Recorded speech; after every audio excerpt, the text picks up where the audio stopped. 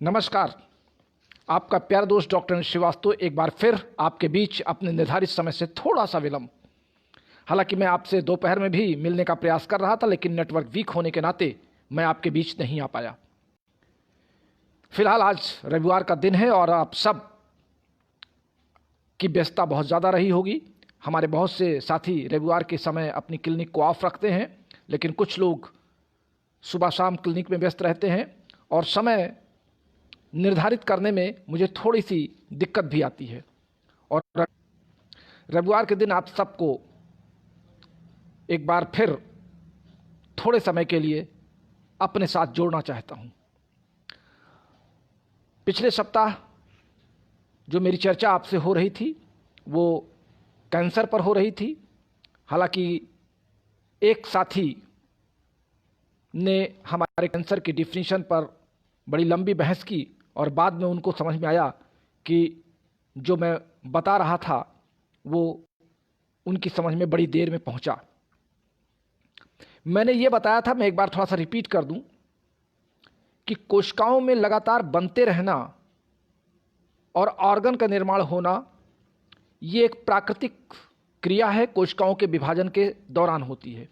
लेकिन जब कोशिकाओं का विभाजन अपने नियमित सिस्टम से रुक जाए और किसी एक सेल पर आउटग्रोथ होने लगे और फिर वो ग्रोथ एक कहते हैं कि कंटिन्यूअस ग्रोथ बनने लगे केवल एक सेल से, तो पुरानी सेल पर आउटग्रोथ होना ये कैंसर का रूप माना जा सकता है और माना जाता है। और यही इसकी डिफिनीशन भी है कि किसी रुके हुए सेल पर आउटग्रोथ हो जाना। लेकिन सेल का डिवीजन रुक जाना, नई सेल्स का न बनना, ये कैंसर के आसपास की कोशिकाओं के प्रमुख लक्षण हैं। उनकी समझ में ये आ रहा था कि मैं बता रहा हूं कि नई सेल नहीं होती हैं, तो उनका समझ में ये आ रहा था कि नई सेल अगर नहीं बन रही हैं तो आउटग्रोथ कैसे हो रही है। उनका हालांकि सोचना कुछ हद तक सही था, लेकिन मैं बता दूं कि चूंकि जूलॉजी में और सेल डिवीजन में, मतलब जूलॉजी के अंतर्गत सेल डिवीजन में जब सेल डिवीजन पढ़ाया जाता है जहां पे माइटोसिस, मियोसिस, अमाइटोसिस तमाम तरह की प्रक्रियाएं होती हैं, तो जो रुकी हुई सेल्स होती हैं वहां पे जो आउटग्रोथ होती है वो अमाइटोसिस होती है। जहां पर सिर्फ कोशिकाएं बढ़ती हैं वहां पे न तो डीएनए चेक होता है न वहां पर साइज का चेक होता है। वो आउटग्रोथ जो बढ़ती है वो अमाइटोसिस होती चली जाती है। अपने आप में एक सिस्टम है जहां पे माइटोसिस में एक निश्चित क्रम है, मियोसिस में एक निश्चित सिस्टम है, लेकिन अमाइटोसिस जो डिवीजन होता है वो रुके हुए कोशिकाओं में आउटग्रोथ अपने आप होती रहती है। जो आउटग्रोथ होती है, जिसको जैसे हम आपको एक एग्जाम्पल दें कि जो प्लांट होते हैं उसमें जो फर्न का एक प्लांट होता है, एक आपके यहाँ तमाम तरह के ऐसे पौधे होते होंगे जिसमें आउटग्रोथ के ऊपर आउटग्रोथ निकलती चली जाती होगी। बिल्कुल वही सिस्टम हमारे बॉडी, ह्यूमन बॉडी में, कोशिकाओं में है कि जहाँ पे सेल्स का डिवीजन रुक जाता है और वहाँ पे कोई एक पुरानी सेल में आउटग्रोथ शुरू हो जाए तो वो कैंसर होता है। और फिर वो आउटग्रोथ कहाँ तक जाएगा इसकी कोई क्राइटेरिया नहीं, इसकी कोई सीमा नहीं है। और फिर जब वो एक मैक्सिमम क्वांटिटी में पहुंच जाता है तो वहाँ पे WBC का परफॉर्मेंस बढ़ने लगता है, वहाँ पे पस का पेस्ट बनने लगता है। उन्होंने कहा कि पस बनना कैंसर नहीं है, पेस्ट बनना कैंसर नहीं है। अब ज़्यादा बहस इस पर नहीं की जा सकती है। मैं चूँकि इलेक्ट्रोहोपैथी का विशेषज्ञ हूँ और इलेक्ट्रोहोपैथी के दृष्टिकोण से मैं जितनी जानकारी दे सकता हूँ अपने अनुभव के आधार पे, अपने नॉलेज के आधार पे, वो मैं अपने लोगों को प्रोवाइड कर रहा हूँ। डेफिनीशन गूगल पर भी है, डेफिनीशन आपके विभिन्न प्रकार के फिजियोलॉजिकल, पैथोलॉजिकल बुक्स में भी हैं। तो डेफिनीशन के चक्कर में पढ़ करके हम समझने का प्रयास करें, हम समझने और समझाने का प्रयास करें कि वास्तव में आउटग्रोथ कहते किसे हैं। आउटग्रोथ क्या सेल्स का बढ़ना कहा जा सकता है, मतलब सेल्स के डिवीजन का, नई कोशिकाओं का बनना कहा जा सकता है, या आउटग्रोथ में नई कोशिकाएं नहीं बनती, पुरानी कोशिका में ही विभिन्न प्रकार के अमाइटोसिस सेल डिवीजन हो करके और आउटग्रोथ हो जाती है। ये दोनों चीज़ें दो अलग अलग चीज़ें हैं। इस नाते इसको थोड़ा सा गंभीरता से हमारे जो सीनियर साथी हैं जो कैंसर में बहुत अच्छा वर्क कर रहे हैं, मैं उनको भी इस बात का इंडिकेशन देना चाहूँगा कि रटी रटाई या लिखी लिखाई बातों पर थोड़ा अपना दिमाग लगाइए।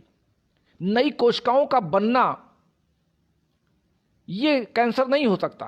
कैंसर किसी रुकी हुई सेल पर अनियमित होने वाली आउटग्रोथ, अनियमित कोशिकाओं का, उसी कोशिका का लगातार बढ़ते रहना और उसमें से पुरानी कोशिकाओं के डिवीजन के साथ आउटग्रोथ का बढ़ते जाना, ये कैंसर का प्रारूप होता है। जो कि और इसीलिए घाव देर में ठीक होते हैं, चूंकि वो पुरानी कोशिका होती है। वहाँ पर जो उसका के बहुत, मैं डीप में आपको फिजियोलॉजी थोड़ा सा ले जाना चाहता हूँ कि जो रुकी हुई पुरानी सेल्स होती हैं उनमें जब आउटग्रोथ होता है तो उनके आउटग्रोथ होने में उनकी फिजियोलॉजिकल एक्शन डिक्रीज कर जाते हैं, इसीलिए घाव जल्दी नहीं भरता है।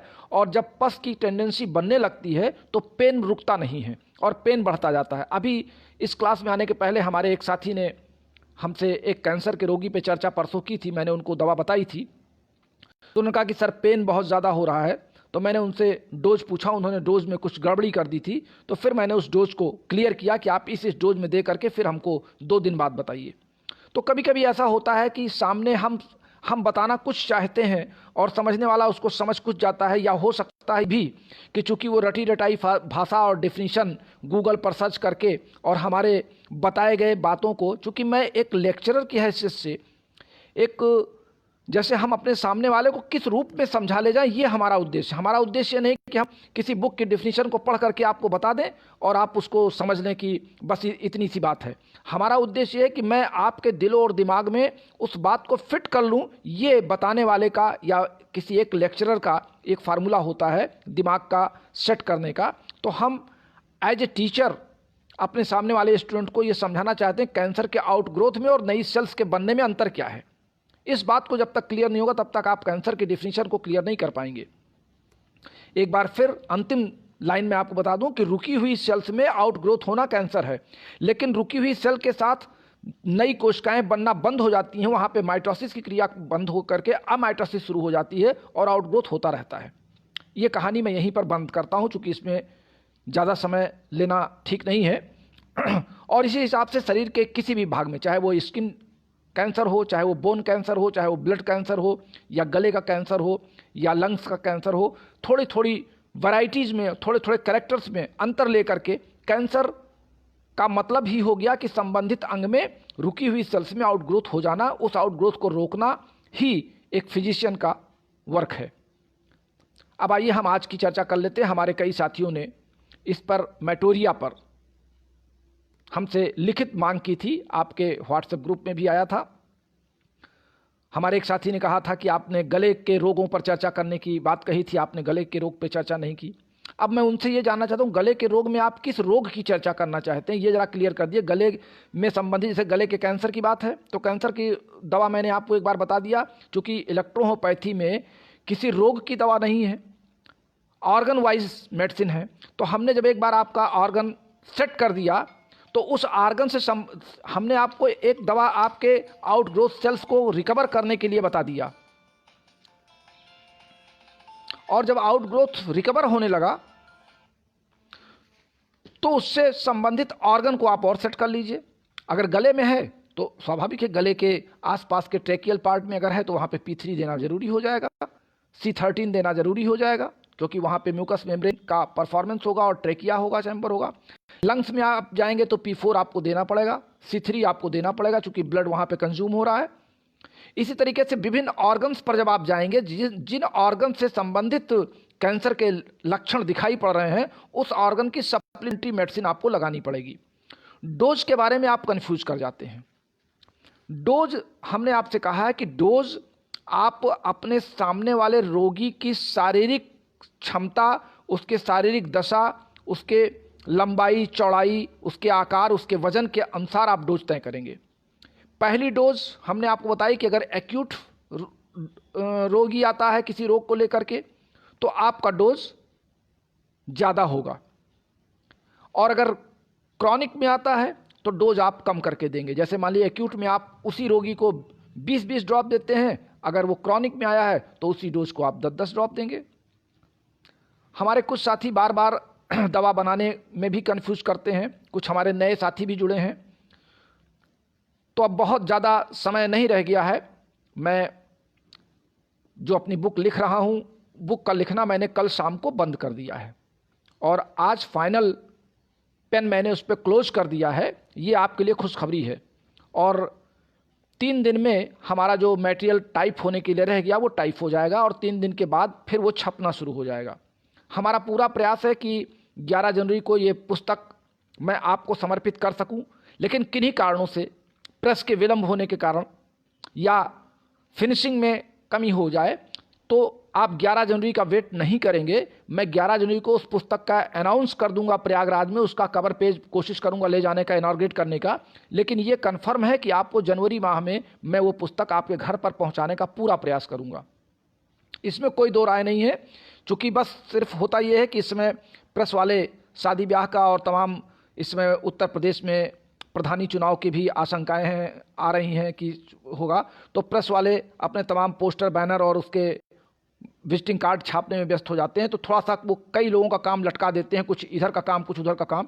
तो ये मैं आपसे कंफर्म वादा नहीं कर पा रहा हूँ, इसीलिए मैं पुस्तक के नाम पे आपको प्रयागराज नहीं बुला पा रहा हूँ।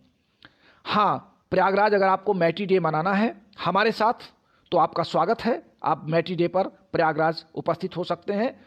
ये जो सभा स्थल है वो सिटी स्टेशन इलाहाबाद के ठीक सामने है, यानी दोनों का गेट आमने सामने है। उसको रामबाग स्टेशन भी कहते हैं और सिटी स्टेशन इलाहाबाद भी कहते हैं। तो अगर आप मैटी डे मेरे साथ मनाना चाहते हैं तो आपका स्वागत है।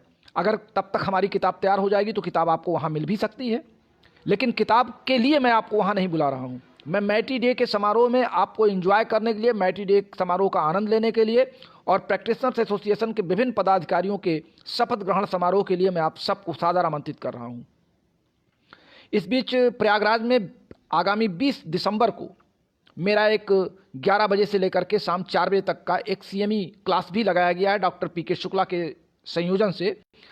मैं आपसे ये भी अनुरोध करूंगा कि इलाहाबाद या उसके आसपास के या जो भी लोग सुविधाजनक वहां पहुंच सकें वो आगामी 20 दिसंबर को रविवार को वहां पहुंच करके हमारे पूरे दिन के क्लास का आनंद ले सकते हैं फेस टू फेस। और उसके बाद फिर मैं ये प्रयास करूंगा कि 9 और 10 जनवरी को प्रयागराज में मैं रुक करके 2 दिन का क्लास और लूँगा और फिर 11 जनवरी को मैटी डे मनाने के बाद हम लोग विदा होंगे। ये मेरा एक प्रपोज्ड कार्यक्रम बना हुआ है अभी शेड्यूल्ड में, अभी इसमें कोई परिवर्तन फिलहाल नहीं होने की संभावना है। तो आप अपनी सुविधा अनुसार इस क्लास को ज्वाइन भी कर सकते हैं, जिसकी नोटिस आपके फेसबुक पर और व्हाट्सएप पर डॉक्टर PK शुक्ला के माध्यम से पहुंच भी गई होगी। तो अब आइए हम बात कर लेते हैं इस पर मैटोरिया की। वास्तव में इस पर मैटोरिया कोई रोग नहीं है, ये पुरुषों में पाया जाने वाला एक विशेष प्रकार का एक हम कह सकते हैं मानसिक रोग है। इसको हम रोग नहीं मानते। इस पर मैटोरिया होता क्या है कि हमारे प्रोस्टेट ग्लैंड पर जब प्रेशर पड़ता है, दाब पड़ता है, तो जो हमारे टेस्टिकल्स में बनने वाले जो स्पर्म होते हैं उसकी वो जो नली में रुके होते हैं ऊपर तक, जब वहाँ पे प्रेशर पड़ता है तो वो हम जब स्टूल पास करते हैं और जोर लगा करके स्टूल पर पास करते हैं तो वहाँ पे प्रेशर पड़ने के नाते हमारे यूरिन पार्ट से, यूरिन जो हमारी यूरिन नली है, पेशाब करने की जो नली है, उस नली के माध्यम से 1-2 ड्रॉप स्पर्म बाहर आ जाते हैं। बल्कि हम ये कहें कि वो स्पर्म होता ही नहीं है, वो केवल और केवल सीमेन होता है, जिसमें प्रोस्टेट ग्लैंड से निकलने वाला जो सीरम है वो उसके साथ मिला होता है। लेकिन जब ये ज़्यादा हो जाता है, 4 बूंद, 5 बूंद, 6 बूंद हो जाता है, तो चूँकि ये प्रोस्टेट ग्लैंड से बनने वाला पदार्थ है तो इससे बॉडी में कमज़ोरी आने लगती है। इसके लिए मुख्य रूप से उत्तरदायी है कॉन्स्टिपेशन। अगर आप कॉन्स्टिपेशन के रोगी हैं, आपको कब्ज़ की शिकायत है, तो ये रोग होना स्वाभाविक है। विभिन्न प्रकार के जो लोग नशा करते हैं उनको भी ये दिक्कत आती, नशा करने के बाद वो उनका स्पर्म निकल जाना, सीमेन का बाहर निकल जाना, ये एक आम बीमारी होती जो उनको पता नहीं चलता है। 60 साल के, 50 साल के और 60 साल के बीच के लोगों को आमतौर से ये बीमारी ज़्यादा होती है, चूँकि प्रोस्टेट ग्लैंड बढ़ने लगता है और वहाँ पर वेट पड़ने लगता है, यूरिन जो यूरेथ्रा होता है, यूरेथ्रा के पर उसका वेट बढ़ने लगता है, तो वहाँ मार्ग पर दबाव पड़ता है, जिससे जहाँ से यूरिन पास होता है वहीं से हमारा सीमेन भी पास होता है। तो सीमेन और यूरिन दोनों का मार्ग चूंकि आगे चल के एक हो जाता है, तो जहाँ पे उनका ज्वाइंट होता है वहाँ पे प्रेशर पड़ने जाते, एक दो ड्रॉप उसमें बाहर आ जाता है। और ये जब हम जोर लगाएंगे स्टूल पास करने में, हमको कब्जियत बनी रहेगी, पेट साफ नहीं होगा, तो ये रोग होना स्वाभाविक होता है। हालांकि इस रोग से चिंता नहीं करनी चाहिए, और पेशेंट अगर आपके पास इस रोग से संबंधित आते हैं तो उनको आप सांत्वना दें कि आप रेशेदार साग सब्जियां खाएं, आटा बहुत ज़्यादा छना हुआ ना हो, छिलकेदार आप भोज्य पदार्थ लें, फल फूल छिलकेदार खाएं, अमरूद खाएं, अमरूद का पूरा फल खाएं, यानी ऐसे भोज्य पदार्थ लें जिससे आपके पेट में कब्जियत होने की संभावना कम रहे। ये रोग उन लोगों को भी ज़्यादा होता है जो लोग विभिन्न प्रकार के कामुक साहित्य पढ़ते हैं, बार बार उनका दिमाग सेक्स की ओर प्रेरित होता है, या इम्प्रॉपर वे में वो सेक्स करने के आदी होते हैं। उन लोगों को भी चूँकि वहाँ पे स्पर्म थोड़ा सा पतला हो जाता है, लगातार सेक्सुअलिटी बनी रहने से स्पर्म के पतले हो जाने की संभावनाएं बढ़ जाती है। जब स्पर्म पतला हो जाता है तो भी जोर लगाने पर या कब्जियत होने पर ये बाहर आने की इसकी संभावना बढ़ जाती है।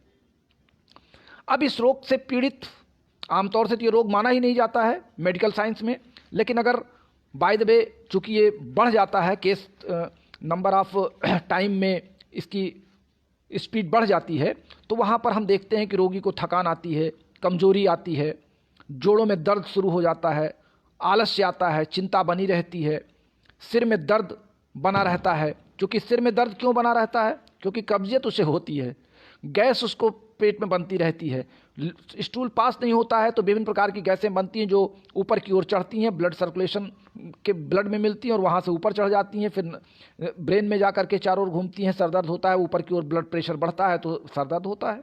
यानी कब्जियत या पेट से संबंधित किसी भी रोग में सर दर्द होना ये एक आम बीमारी बन जाती है। स्पर्म का पतला हो जाना ये भी एक लक्षण बन जाता है। तो जब इतनी सारी दिक्कतें आती हैं तो वहाँ पर हम एक इलेक्ट्रोहोम्योपैथिक फिजिशियन के रूप में हमको रोगी के इलाज के लिए आगे बढ़ना पड़ता है। रोगी जब इतनी शिकायतें लेके हमारे पास आता है तो स्वाभाविक है कि हम एक फिजिशियन हैं और इलेक्ट्रोहोम्योपैथिक फिजिशियन हैं, तो हमको इसमें विचार करना पड़ता है कि हम क्या दें। अब आप देखिए, अभी मैंने आपसे कहा कि ये ऑर्गन वाइज मेडिसिन है। ये बार बार अभी हमारे एक साथी ने हमसे दिन में फ़ोन पर बहस किया कि आप ऑर्गन वाइज मेडिसिन क्यों कहते हैं। तो मैंने उनसे कहा कि आप इसको क्या मानते हैं। तो उन्होंने कहा कि विभिन्न रोगों की दवाइयां हैं और रोगों के आधार पे दवाइयां दी जाती हैं। हमने कहा रोग कितने हैं? तो उन्होंने 10-5 रोगों के नाम बताए। मैंने कहा कितने हैं, आप संख्या बताइए। तो कहे कि लगभग मान लीजिए 500 विभिन्न प्रकार के रोग। तो हमने कहा 500 विभिन्न प्रकार के रोगों की इलेक्ट्रोहोम्योपैथी में 500 दवाएं कहाँ हैं? तो कहे जैसे एलोपैथी वाले वही दवा घुमा घुमा के हर रोग में देते हैं। हमने कहा आपकी गलतफहमी है। ये हर पैथी का अपना अपना सिद्धांत है, अपने अपने फार्मूले हैं। उनके यहाँ एंटीबायोटिक, एनाल्जेसिक, एंटीपायरेटिक के 3 फार्मूले हैं। आयुर्वेद में पित्त वात कफ है, होम्योपैथी में सिम्टम्स हैं, यूनानी में भी नब्ज पकड़ करके लक्षण को तलाशने का प्रयास किया जाता है ऑर्गन वाइज। हमारे इलेक्ट्रोहोम्योपैथी में 38 दवाएं 38 अंगों की हैं, जिसमें 32 दवाएं हमारी 38 अंगों की हैं, बाकी इलेक्ट्रिसिटी हैं। और इलेक्ट्रिसिटी का काम मैंने आपको अलग अलग बता रखा है। तो जब हम ऑर्गन वाइज मेडिसिन का सिलेक्शन करते हैं कि हम अब जैसे स्पर्मेटोरिया में क्या हो रहा है, प्रोस्टेट ग्लैंड का वेट बढ़ रहा है, वो दबा रहा है, कॉन्स्टिपेशन बढ़ा हुआ है, मल पास नहीं हो रहा है, स्टूल पास नहीं हो रहा है, हमको जोर लगाना पड़ रहा है, गैस बन रही है, सरदर्द बढ़ रहा है। इतने सारे लक्षण के बाद स्पर्म पतला हो रहा है और अपने आप वो दबाव देने पे शरीर के बाहर निकल रहा है। अब इसमें कितने ऑर्गन इन्वॉल्व हुए?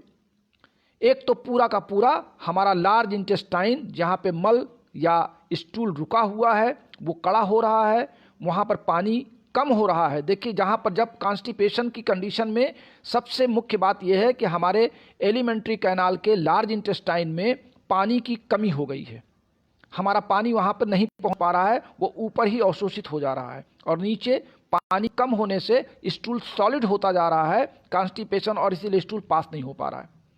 तो अब हमको करना क्या है कि यहाँ पर हमको तुरंत याद आएगा यल 3, चूँकि आप एक्सक्रेटरी सिस्टम से संबंधित इस बात को आप अच्छी तरह समझ सकते हैं कि L3 आपको देना है।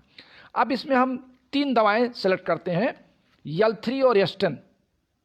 ये दोनों दवाएं भोजन के तुरंत बाद हम 1 सप्ताह तक 30-30 बूंद देंगे, फिर अगले 1 सप्ताह तक 20-20 और अगले 1 सप्ताह तक हम 10-10 बूंद देंगे। यानी L3 एस्टेन को शाम को और सुबह भोजन के तुरंत बाद हल्के गुनगुने वाटर में, हल्का गुनगुना जल, लोग कहते हैं आप हल्के गुनगुने जल में दवा क्यों देते हैं? जब जल को हल्का गुनगुना कर देंगे तो उनका आयनाइजेशन बहुत आसानी से हो जाएगा। वो डाइल्यूट वाटर रहेगा जहाँ पे एच आयन और OH आयन की सक्रियता थोड़ी बढ़ जाएगी। ठंडे पानी में एच आयन और OH आयन की सक्रियता कम होती है। तो हल्का गुनगुने पानी में आप देंगे तो भोजन के तुरंत बाद ये आपको देना है, सुबह और रात में। ये 2 बार आपको देना है, पहले सप्ताह 30-30 बूंद, अगले सप्ताह 20-20 बूंद और उसके अगले सप्ताह 10-10 बूंद। और फिर अगर ज़रूरत पड़ती है तो आप 10-10 बूंद कंटिन्यू रखेंगे और ये दवा लगभग आप 1 महीने तक चला दें पेशेंट के लिए। दूसरी दवा, ये तो पहली दवा आपकी हुई L3 और एस्टेन। दूसरी दवा आपको देना है स्लास। यह स्लास, ये आपको रात में केवल गुनगुने पानी में सोते समय 10 बूंद आप दे दीजिए केवल 1 सप्ताह तक, ताकि कॉन्स्टिपेशन के अंदर जितने हमारे लार्ज इंटेस्टाइन में जो भी मल पदार्थ जमा हुआ है या आसपास उसकी लेयर बनी हुई है, वो सब पूरा का पूरा बाहर निकल जाए, साफ हो जाए, हमारी लार्ज इंटेस्टाइन बिल्कुल फ्रेशनेस हो जाए। और तीसरी दवा जो आपसे संबंधित, आप अंदाजा भी लगा चुके होंगे हमारे फार्मूले के हिसाब से, कि आपको CNS देना है। चूँकि लगातार रोगी स्पर्मेटोरिया से चिंतित रहेगा, उसको लगेगा कि हमारा ये रोग बहुत भयंकर हो गया, अब हम आगे किसी काम के नहीं रह गए, दिमाग उसका उलझा रहेगा। खास करके नौजवानों में जिनको कॉन्स्टिपेशन ज़्यादा होता है, या तो कॉन्स्टिपेशन नौजवानों को ज़्यादा होता है या फिर कॉन्स्टिपेशन 50 साल के ऊपर वालों को ज़्यादा होता है जिनका खान पान बदल जाता है। तो अगर नौजवानों को ये रोग हुआ तो स्वाभाविक ही वो बहुत दिमागी तौर से चिंतित होंगे, तो वहाँ पर आपको CNS का प्रयोग करना पड़ेगा। और CNS देने की शर्त क्या है कि सुबह खाली पेट 10 बूंद हल्के गुनगुने पानी में, या अगर वो चाय वगैरह पी रहे हैं तो उसी में आप 10 बूंद डाल दीजिए, और रात में सोते समय ऑन बेड टाइम। यहाँ पर हमने किसी भी इलेक्ट्रिसिटी का प्रयोग नहीं किया। ये ऐसा फार्मूला है जिसमें हमने किसी भी इलेक्ट्रिसिटी का प्रयोग नहीं किया है। अगर आपको लगता है कि कॉन्स्टिपेशन उसका ज़्यादा हो रहा है तो आप ऊपर वाले फार्मूले में L3 एस्टेन में आप 1 सप्ताह तक RE का प्रयोग कर सकते हैं। RE देने से लार्ज इंटेस्टाइन की कैपेसिटी और उसकी कार्यक्षमता में वृद्धि हो जाएगी, और जिससे हमारा L3 और एस्टेन जरा ज़्यादा काम करेगा एज ए कैटालिस्ट। तो ये स्पर्मेटोरिया के बारे में हमने आज आपसे संक्षिप्त चर्चा की, जो कि रविवार का समय है और आप आज अपने परिवार में अपने समय को देना चाहेंगे। और आप सब बड़े ध्यान से, इस समय लगभग 40 साथी हमारे ऑनलाइन हैं और बहुत से साथी हमारे इस समय ऑनलाइन में। एक सवाल आ रहा है, मिस्टर तपन राय कह रहे हैं आपको क्लास में मुझे बहुत कुछ सीखने को मिला। अच्छा, ये लिख रहे हैं तपन राय जी कि आपकी क्लास में मुझे बहुत कुछ सीखने को मिला है। बाकी बहुत से लोग नाम केवल प्रणाम कर रहे हैं। आप सब, हम सब का प्रणाम स्वीकार करते हैं। कोई अच्छा सवाल होगा तो मैं आपका ले रहा हूं। आप सब प्रणाम कर रहे हैं और आप सब का बहुत बहुत आभार है।